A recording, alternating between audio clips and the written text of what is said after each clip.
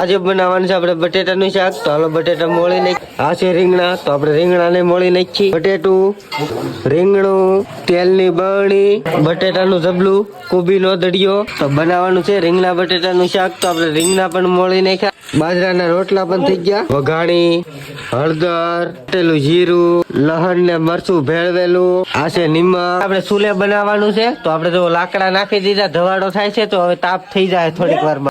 થઈ ગયો ને તાપ ફટાફટ. પેલા આપણે નાખી દઈએ તેલ, પાણી, હળદર, બટેટા ને રીંગણા નાખી દેવાના છે આપણે, એટલે શાક બનવાની તૈયારી થઈ જાય. તો હવે નાખી દઈએ આપણે મીઠું, 1 ચમચી ભેરવીને આપણે લાલ મરચું નાખવાનું છે ને લહણ સાથે આપણે ભેળવેલું છે. તો આપણે બધો મસાલો નાખી દીધો છે. જો થઈ ગયું છે ટન તારા. તો હવે થોડીક વાર આપણે ખાલી વેટ કરી દઈએ એટલે રાહા વાળું શાક થઈ જાય આપણું તૈયાર. આ ટાઈપ છે ને સુગંધ વાળું બની ગયું છે.